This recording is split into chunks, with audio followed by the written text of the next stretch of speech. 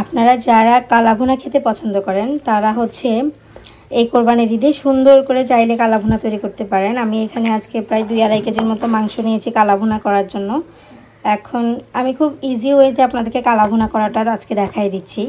এখানে প্রথমে আমি কিছু তেজপাতা আর আস্ত গোটা মশলা নিয়েছি, লং, এলাচি, তারপর দারচিনি, গোলমরিচ, এগুলো আমি প্রথমে দিয়ে দিচ্ছি।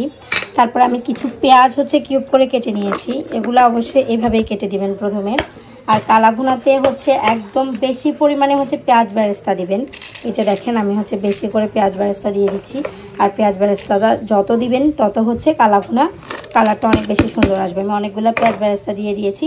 তারপর আবার কিছু আস্ত কাঁচা পেঁয়াজ দিচ্ছি। এভাবে কুচাই হচ্ছে অল্প, এটা বেশি লাগবে না, অল্প পরিমাণে একটু দিয়ে দিবেন।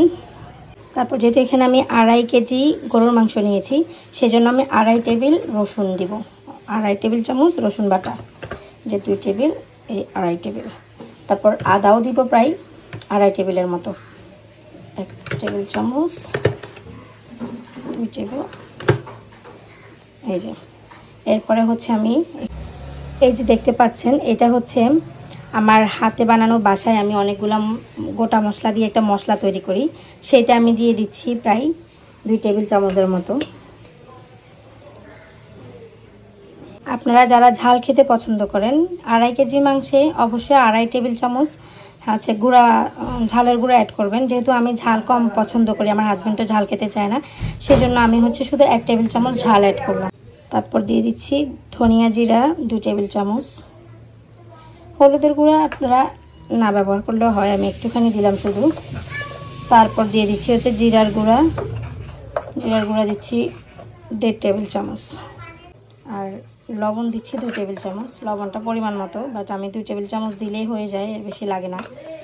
আর পুরো রান্নাটা করব আমি হচ্ছে সরিষার তেল দিয়ে। আপনারা সবসময় চেষ্টা করবেন একদম খাঁটি সরিষার তেল দিয়ে এই রান্নাটা করতে। আর কালাভুনা খাঁটি সরিষার তেল দিয়ে করলে এত সুন্দর স্মেল হয়, এত সুন্দর অ্যারোমা বের হয়। আপনারা সবসময় কালাভুনাটা সরিষার তেল দিয়ে করার চেষ্টা করবেন। এখন এই পুরো মশলা এমনভাবে মাখবেন যেন দেখে মনে হয় যে অর্ধেক রান্না মাখাতেই হয়ে গেছে। খুব ভালো করে মেখে এটা একদম ভালো করে মিশিয়ে নেবেন।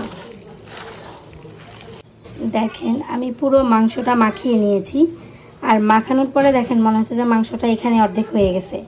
কি সুন্দর করে মাখিয়েছি। এরকম মেখে আপনি হচ্ছে চাইলে হচ্ছে আধা ঘন্টা রেস্টে রেখে দিতে পারেন।